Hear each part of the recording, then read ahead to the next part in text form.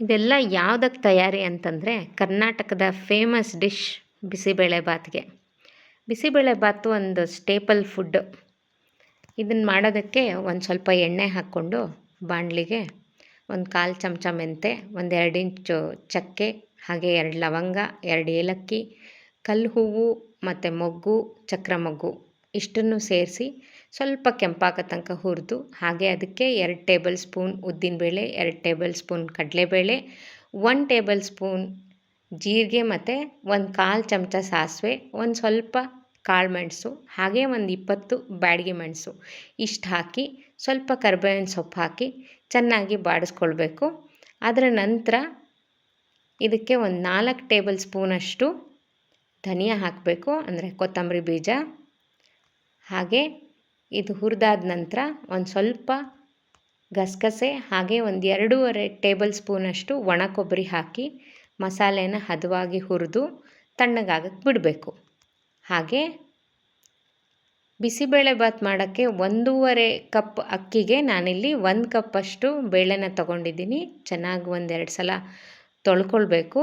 ಅದರ ನಂತರ ಕುಕ್ಕರಿಗೆ ಹಾಕಿ ನಿಮ್ಮ ಇಷ್ಟದ ತರಕಾರಿಗಳು ಯಾವುದಾದ್ರೂ ಪರವಾಗಿಲ್ಲ, ಇದಿಲ್ಲ ಅಂದರೆ ಮಾಡೋಕ್ಕಾಗಲ್ಲ, ಅದಿಲ್ಲ ಅಂದರೆ ಮಾಡೋಕ್ಕಾಗಲ್ಲ ಅಂತ ಏನೂ ಇಲ್ಲ.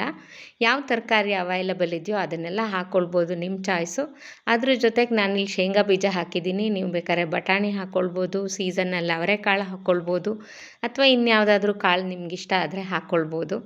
ಹಾಗೆ 1ಕ್ಕೆ 5ರಷ್ಟು ನೀರು ಹಾಕ್ಕೊಳ್ಬೇಕಾಗತ್ತೆ.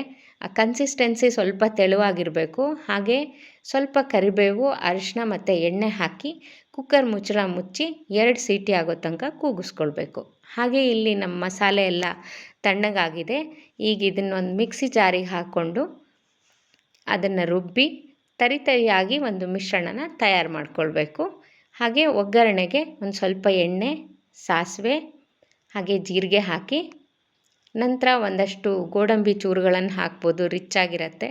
ಕರಿಬೇವಿನ ಸೊಪ್ಪು, ಒಣಮೆಣಸಿನ್ಕಾಯಿ ಇದಿಷ್ಟನ್ನು ಹಾಕಿ ಹುರಿದ ನಂತರ ಒಂದು ಸ್ವಲ್ಪ ಘಮ ಬರೋದಕ್ಕೆ ಇಂಗು ಕೂಡ ಹಾಕಬೇಕಾಗತ್ತೆ.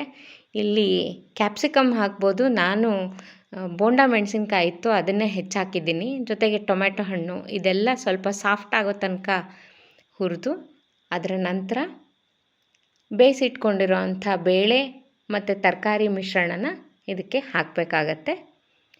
ಅದಕ್ಕಿಂತ ಮುಂಚೆ ಮಾಡ್ಕೊಂಡಿರೋ ಮಸಾಲೆನ ಒಂದು 4 ಚಮಚ ಇದಕ್ಕೆ ಹಾಕಿ ಎಣ್ಣೆಯಲ್ಲಿ ಅದೊಂದು ಸ್ವಲ್ಪ ಬಾಡಿದರೆ ರುಚಿ ಇನ್ನೂ ಹೆಚ್ಚಾಗುತ್ತೆ. ಹಾಗಾಗಿ ಅದನ್ನೇ ಮುಂಚೆ ಹಾಕಿದ್ದೀನಿ.